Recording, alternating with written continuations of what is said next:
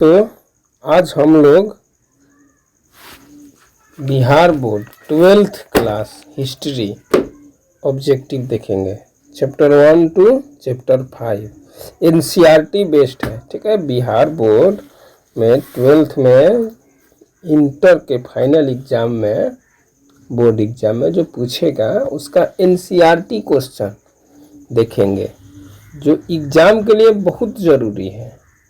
इसलिए आप लोग अच्छे नंबर से और माता पिता के सपनों को साकार करना चाहते हैं तो इसे ज़रूर देखें।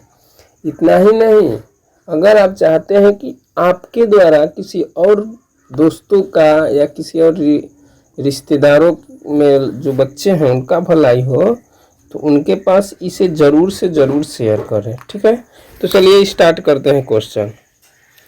लाइक करिए या ना करिए, सब्सक्राइब करिए या ना करिए, ये हम नहीं बोलेंगे कि आप लाइक करिए सब्सक्राइब करिए, ठीक है, लेकिन हाँ इसे ज़रूर देखिए और दोस्तों के पास ज़रूर भेजिए ताकि सब लोग अच्छे नंबर से पास कर सके और सबकी लाइफ अच्छी हो सके। चलिए चलते हैं। सिंधु घाटी सभ्यता का क्षेत्रफल किस आकार का है? तो त्रिभुजाकार। ठीक है, हड़प्पा से सर्वप्रथम बड़ी संख्या में ईंट कहाँ से कब मिला? हड़प्पा से कब मिला बताइए। हड़प्पा की खोज बोलिए। हड़प्पा की खोज 1921 में हुई, तो ईंट कहाँ कब मिलेगा? 1921 में। ये गलती दे रहा है। हड़प्पा की ईंट कहाँ कब मिली? 1921 में। ठीक है, सिंधु सभ्यता से संबंधित स्थल रोपड़ का उत्खनन कार्य कराया गया किसके द्वारा? तो वी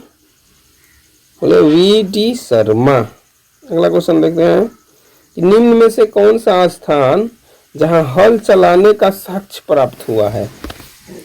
जहां हल चलाने का साक्ष्य प्राप्त हुआ है कहां से बताइए? तो कालीबंगा। काली चूड़ियों के नाम पे इसका नाम कालीबंगा पड़ा है। चलिए आगे चलते हैं।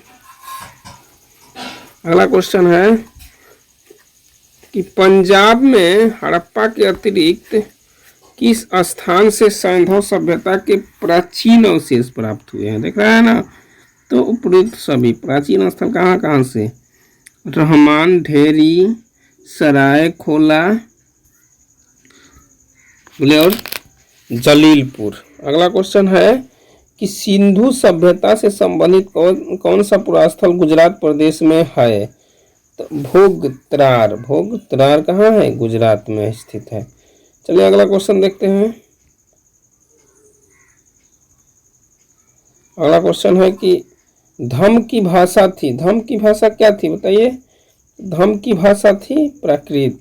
अशोक के कलिंग विजय का उल्लेख किस शिलालेख में है? अशोक के कलिंग विजय का उल्लेख 13वें शिलालेख में है। कलिंग पर अशोक जब हमला किया था तो उसको जीत लिया था। आज के डेट में उड़ीसा जो है उसको पहले कलिंग कहा जाता था। अगला क्वेश्चन है कि प्रयाग प्रशस्ति में किस शासन के विजयों का वर्णन है? बताइए, किस शासक के विजय का वर्णन है? तो समुद्रगुप्त।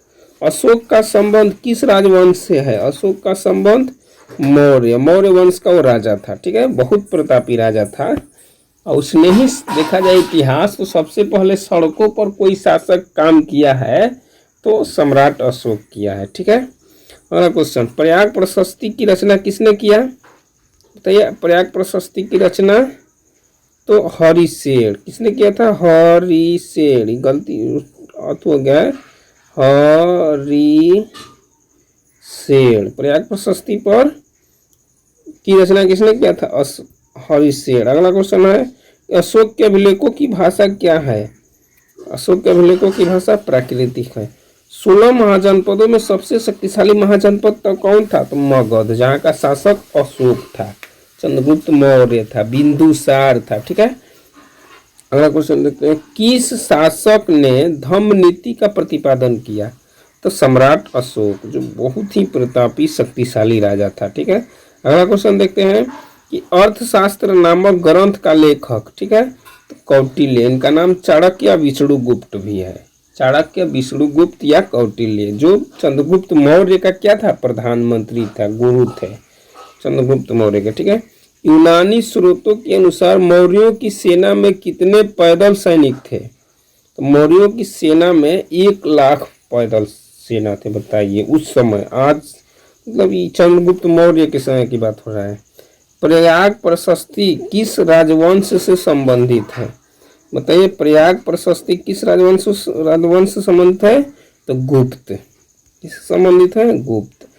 किस वंश के राजाओं ने अपने को देवदूत घोषित किया? कुषाण वंश के अपने को देवदूत घोषित कर दिया था। बताइए अगला देखते हैं।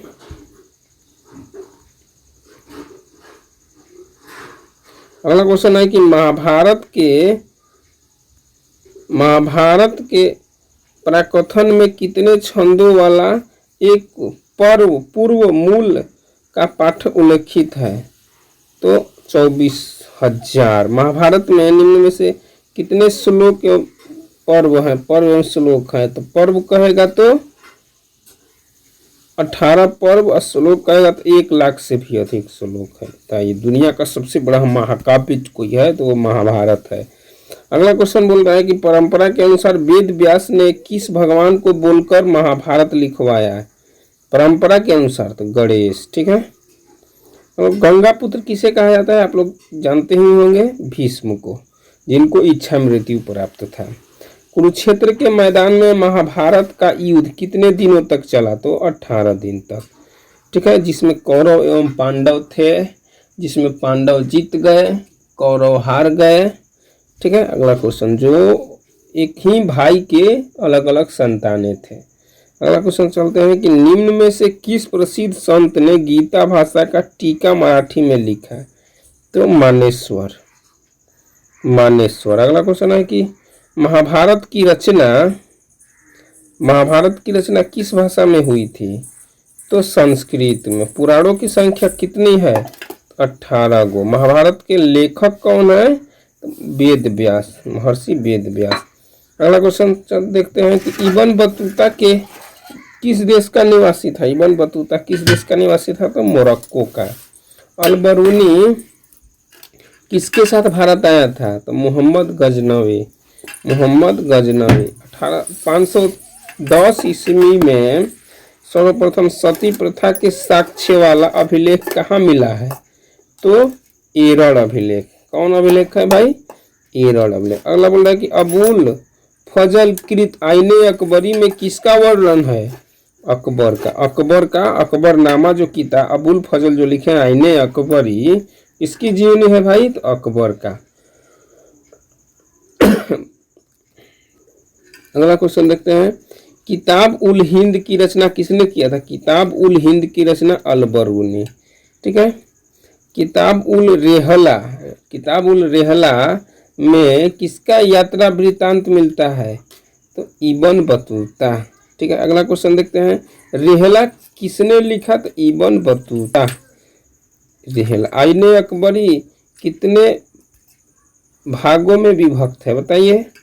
तो 5 भागों में। अब्दुल रज्जाक किस देश का रहने वाला था? अब्दुल रज्जाक ईरान का रहने वाला था। दीन ए इलाही किससे संबंधित है? दीन ए इलाही तो अकबर। लोदी वंश का अंतिम शासक कौन था? लोदी वंश का अंतिम शासक कौन था? इसी को हम लोग याद करते थे बहलोल लोदी या बकलोल लोदी। ठीक है। इसका नाम है बहलोल लोदी, लेकिन हम लोग जब छोटे थे तो याद करते थे बकलोल लोदी। बकलोल था इसलिए अपने वंश को ही खत्म कर दिया। आप लोग भी इस तरह याद कर सकते हैं। किस प्रशासनीय सुधार के लिए शेरशाह खास तौर पर जाना जाता है? शेरशाह किस प्रशासनीय सुधार के लिए जाना जाता है? देखिए इसका ऑप्शन यहाँ है, जो स्कैन करने में इधर उधर हो गया है। तो शेरशाह किस प्रशासनिक सुधार के लिए जाना जाता है? तो राज्य एवं क्षेत्र पर अधिकार होना, इसी के लिए शेरशाह जाना जाता है। ठीक है ना भाई, गुना है 12, ये 18 दे रहा है ना, नीचे होगा। किस प्रशासनिक सुधार के लिए शेरशाह जाना जाता है? तो भूमि व्यवस्था सुधार के लिए। किसके लिए जाना जाता है शेरशाह सूरी? तो भूमि व्यवस्था सुधार के लिए। आंसर। बाबर की आत्मकथा का क्या नाम था? बाबर की आत्मकथा का भी बताए हैं, बाबरनामा। अगला क्वेश्चन बोल रहा है कि वास्को डी गामा भारत कब पहुंचा था, बता दीजिए। वास्को डी गामा भारत कब पहुंचा था, तो 17 मार्च 1498 को पहली बार वास्को डी गामा भारत आया था 1498 ईस्वी को। और दूसरी बार भारत कब आया था, तब 1502 ईस्वी को। पहली बार 1498, दूसरी बार 1502 ईस्वी को। चलिए आगे चलते हैं कि अनेक विदेशी यात्रियों ने भारत के जिन दो चीजों को असामान्य माना वो क्या क्या है, तो नारियल तथा पान। विदेशी यात्री आते थे, नारियल और पान देखते थे तो उन लोगों को अजीब लगता था।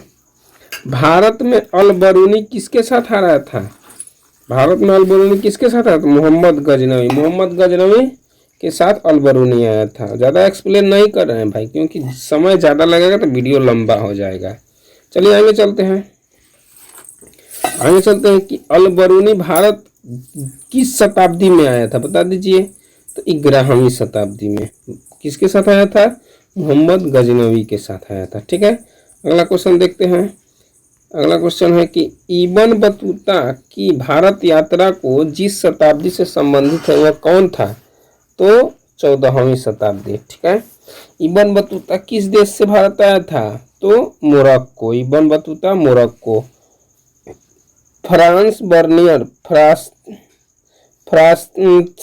बर्नियर किस देश के से भारत आया था, तो फ्रांस से। फ्रांस्ता बर्नियर फ्रांस से। चलिए आगे चलते हैं। फ्रांस्ता बर्नियर भारत में जिस शताब्दी में आया था वह था कौन, 17वीं शताब्दी। चलिए आगे चलते हैं। अलवार किस देवता में विश्वास करते थे, अलवार विष्णु में। तंजौर के राजराजेश्वर मंदिर किसने बनवाया, तो राजराज चोल ने। प्रसिद्ध ग्रंथ इंडिका की रचना किसने किया, इंडिका की रचना मेगास्थनीज। अगला क्वेश्चन 26 देखते हैं। गुप्त काल में कौन चीनी यात्री भारत आया था, कौन चीनी यात्री था जो गुप्त काल में भारत आया था, तो फाहियान। भारतीय इतिहास का कौन सा काल स्वर्ण काल के नाम से जाना जाता है, तो गुप्त काल। गुप्त काल को स्वर्ण काल कहा जाता है। ठीक है, अगला क्वेश्चन देखते हैं। अगला क्वेश्चन है कि निम्न में से कौन जैन साहित्य है, तो आराधना कोश जैन साहित्य है। निम्न में से कौन विद्वान सर्वप्रथम भारत आया था, सर्वप्रथम कौन विद्वान भारत आया था, तो वेनसंग। सर्वप्रथम वेनसंग एक ऐसा विद्वान था जो सबसे पहले भारत आया था। अगला क्वेश्चन देखते हैं। धर्म के बाह्य आडंबर किस संत ने सर्वाधिक आलोचना की, तो बताइए नानक। कनिष्क के राज्यारोहण की तिथि कौन थी, कनिष्क के बताइए, तो 48 ईस्वी। आप लोग कमेंट करके बताइए कि कनिष्क ने कौन सा संवत जारी किया था जो आज भी भारत में चलता है, लागू है। ठीक है, कमेंट करके बताइए। तो देख रहे हैं कितने लोगों को आता है, कितने लोग घर पे पढ़ाई करते हैं ईमानदारी से। चलिए आगे चलते हैं। कनिष्क ने निम्नलिखित धर्म को अपनाया, कौन सा धर्म कनिष्क अपनाया था, बौद्ध धर्म से। देखिए जो भी क्वेश्चन आप लोग कमेंट करेंगे, नहीं आएगा तो गूगल करिए, इस तरह कमेंट करेंगे तो इस तरह पता चलेगा कि आप लोग क्या करते हैं, अध्ययन करते हैं रियल में। ठीक है, अगला क्वेश्चन देखते हैं कि सांची स्तूप का निर्माण सर्वप्रथम किसके काल में हुआ, अशोक के काल में सांची स्तूप का निर्माण। अब आप लोग कमेंट करके बताइए कि सांची स्तूप कहाँ है। ठीक है, अलवार और नयनार साहित्य की रचना किस भाषा में की गई है, तो तमिल भाषा में। अगला क्वेश्चन देखते हैं। किस भारतीय शासक को नेपोलियन की संज्ञा दी गई है, नेपोलियन किसको कहा जाता है, समुद्रगुप्त को। ठीक है, समुद्रगुप्त को भारत का नेपोलियन कहा जाता है। ठीक है, अगला क्वेश्चन देखते हैं कि सांची स्तूप में किस ग्रंथ के पात्रों का चित्रण है, तो जातक। अब जातक किससे संबंधित है, कमेंट करिए। जातक जो है किस धर्म से संबंधित है। चलिए आगे चलते हैं। रिहिला नामक ग्रंथ की रचयिता कौन है, रिहिला नामक ग्रंथ की रचयिता इब्न बतूता।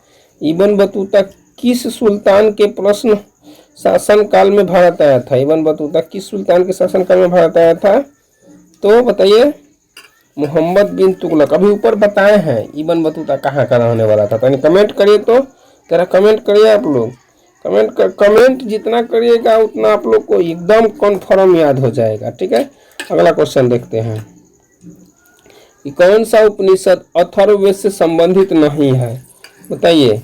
तो श्वेतांबर उपनिषद। अगला क्वेश्चन है कि बौद्ध ग्रंथ त्रिपिटक की रचना महात्मा बुद्ध के निर्वाण प्राप्त करने के बाद, त्रिपिटक, ठीक है, बौद्ध धर्म में त्रिपिटक ग्रंथ है जो उनके निर्वाण यानी मृत्यु के बाद लिखा गया है। ठीक है, अगला क्वेश्चन देखते हैं, बुद्ध के अष्टांगिक मार्ग का सिद्धांत कौन नहीं था। ठीक है, नहीं था तो सम्यक वाक्य, ये बौद्ध धर्म से संबंधित नहीं है।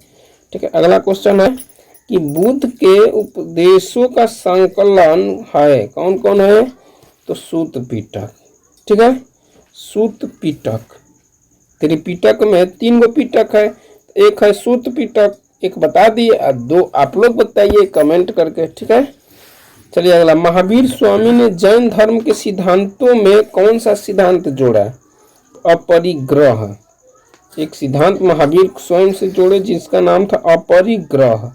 चलिए आगे चलते हैं कि भगवान बुद्ध को किस स्थान पर ज्ञान की प्राप्ति हुआ, तो बोध गया। ठीक है, जो कहाँ है कमेंट करिए, बहुत बढ़िया, बिहार में। महात्मा बुद्ध को परिनिर्वाण कहाँ से प्राप्त हुआ, तो कुशीनगर कहाँ है, यूपी में। सबसे पहले भगवान बुद्ध को ज्ञान प्राप्ति कहाँ हुआ, बोध गया। कहाँ उपदेश दिए बताइए कमेंट करके बताइए। तो सबसे पहले महात्मा बुद्ध कहाँ उपदेश दिए, ठीक है, और किस भाषा में उपदेश दिए, दोनों कमेंट करिए। चलिए अगला क्वेश्चन देखते हैं, कैनन और श्वेतांबर पुस्तक अंतिम रूप से किस स्थान पर संग्रहित की गई, इलाहाबाद में। इलाहाबाद का क्या नाम हो गया है, प्रयागराज। जैन आगम लिखे गए हैं, जैन आगम को किसने लिखा है बताइए, लिखा गया है पाली भाषा में। जैनियों के प्रथम तीर्थकर थे पार्श्वनाथ, पार्श्वनाथ। अगला क्वेश्चन है, जैन धर्म के तीर्थकर ऋषभदेव का प्रतीक चिन्ह क्या है बताइए। इसका ऊपर यहाँ देखे थे ना 12 नंबर का, यहाँ पे प्रतीक चिन्ह क्या था उनका बताइए। यहाँ है, देखिए दिखाते हैं आप लोग को, यहाँ है, क्या है उनका बताइए, तो राज्य एवं क्षेत्र पर अधिकार होना। चलिए आगे चलते हैं, अगला क्वेश्चन है,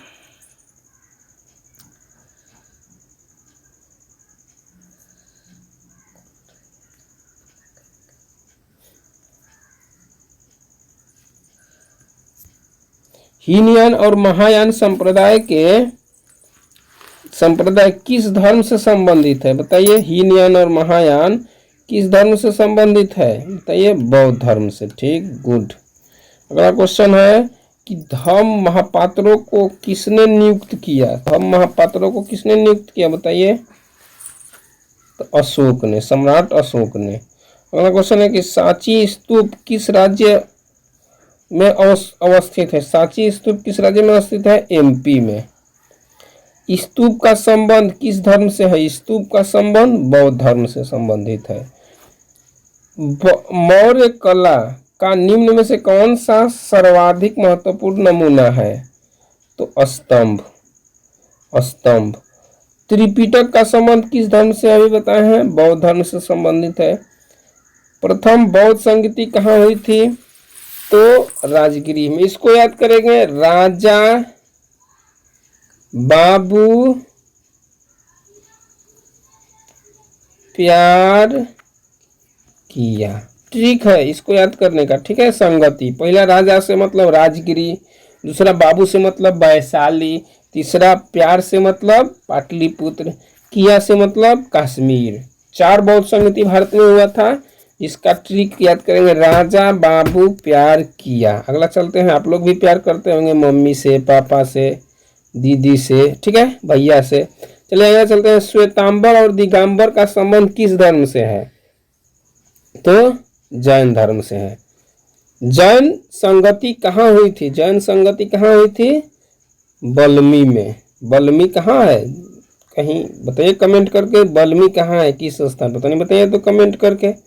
चलिए, शिशुनाग वंश का नंद वंश, शिशुनाग वंश एवं नंद वंश का केंद्र था तो मगध।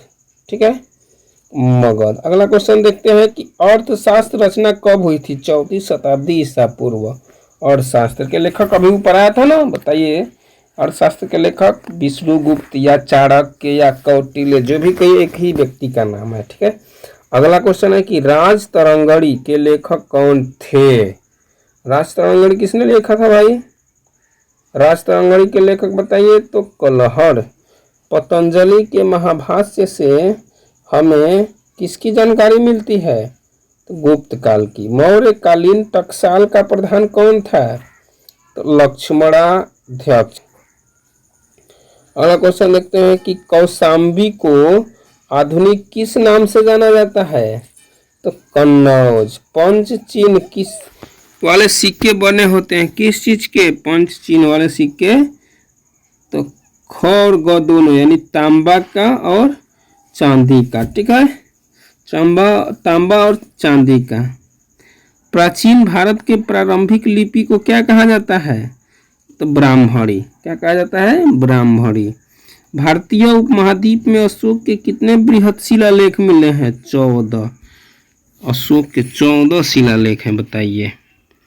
16 महाजनपदों का उदय हुआ किस काल में? तो बुद्ध काल में, बौद्ध काल में। दुख निवारण के लिए बुद्ध ने क्या बताया? अष्टांगिक मार्ग, बीच वाला मार्ग, मध्य मार्ग भी जिसको बोलते हैं। जो बौद्ध धर्म वाले होंगे ना, थोड़ा सा कमेंट करके ज़्यादा जानकारी दीजिए तो हम लोगों को। चलिए आगे चलते हैं। महावीर ने पार्श्वनाथ के सिद्धांत में एक तत्व व्रत और जोड़ दिया, जो क्या है? बताइए। ब्रह्मचर्य है। अगला क्वेश्चन है कि मौर्यकालीन इतिहास के विषय में किस साक्ष्य की जानकारी नहीं मिलती है? बताइए।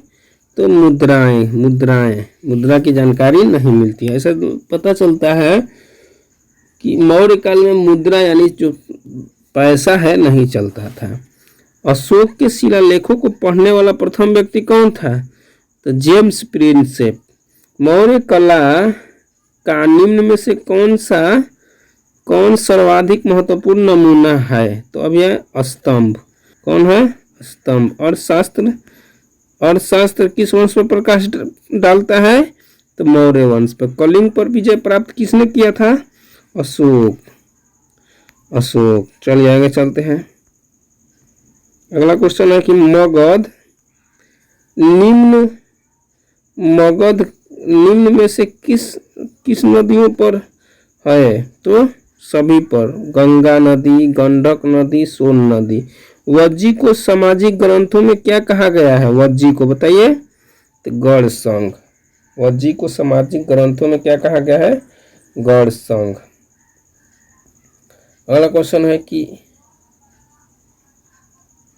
मगध के किस राजा ने लिच्छवियों के संगठन को नष्ट कर दिया था?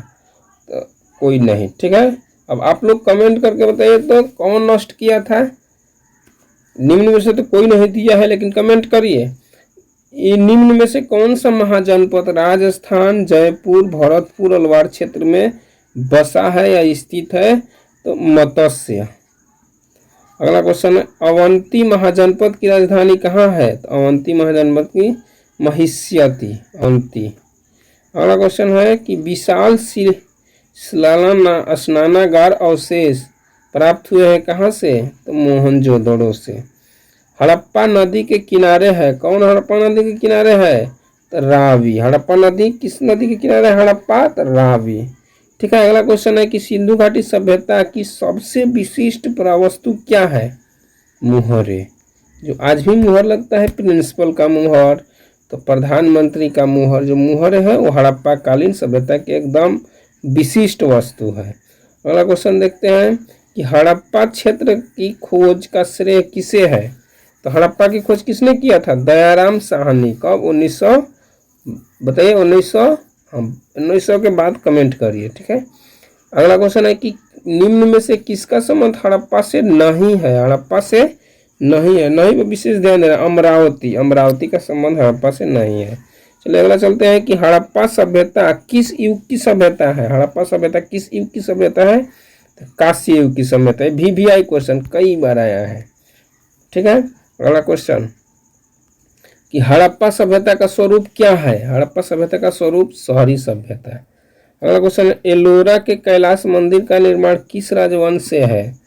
तो राष्ट्रकूट से। किससे है? राष्ट्रकूट से। अगला क्वेश्चन है कि हड़प्पा सभ्यता का सबसे बड़ा नगर कौन है? मोहनजोदड़ो। हड़प्पा सभ्यता का सबसे बड़ा नगर मोहनजोदड़ो। अगला क्वेश्चन देखते हैं। अरे भाई कहाँ गया? अगला क्वेश्चन है कि हड़प्पा लिपि सर्वाधिक साक्ष्य रखती है? तो द्रविड़ लिपि। हड़प्पा लिपि किसके सामीप्य है? तो द्रविड़ लिपि। हड़प्पा सभ्यता से संबंधित स्थल कुंटासी स्थित है गुजरात में। सिंधु घाटी सभ्यता समकालीन मानी जाती है। किसके समकालीन मानी जाती है बताइए? तो मेसोपोटामिया की सभ्यता के। मेसोपोटामिया की सभ्यता थे। सिंधु कालीन भवनों के निर्माण में प्रयोग हुआ था पक्की ईंटों का। जैसे अब होता है ना पक्की ईंटों का, उस समय भी हुआ था। हड़प्पा सभ्यता के लोग उपासना करते थे। हड़प्पा सभ्यता के लोग मातृ देवी के। किसके? राखल दास बनर्जी को मोहनजोदड़ो के अवशेष कब मिले हैं? तो 1922 में। मोहनजोदड़ो 1922 में, 22 में हड़प्पा कहेगा तो 1921 में। ठीक है। सिंधु घाटी सभ्यता किसके समकालीन नहीं है? देखिए नहीं है, चीन की सभ्यता के समकालीन नहीं है। किसके समकालीन है? मेसोपोटामिया, मिस्र और क्रीट। सिंधु घाटी के निवासी किस देवता की पूजा नहीं करते थे? ठीक है, नहीं करते थे तो विष्णु की पूजा नहीं करते थे। ठीक है, अगला क्वेश्चन है सिंधु घाटी सभ्यता में हल का प्रमाण मिला है कहाँ से? तो कालीबंगा से। हड़प्पा संस्कृति की जानकारी कब हुई? 1921 में दयाराम साहनी के द्वारा। मोहनजोदड़ो की जानकारी किस पुरातत्वविद से मिली? तो रखाल दास बनर्जी। सिंधु घाटी सभ्यता में समाज का कौन सा स्वरूप था बताइए? तो मातृसत्तात्मक। जैसे आज का जो समाज है वो पितृसत्तात्मक है, लेकिन सिंधु घाटी की सभ्यता के समय कैसा था समाज? तो मातृसत्तात्मक। तो दोस्तों इस प्रकार हम लोगों का एक समाप्त हुआ। Thank you for watching this.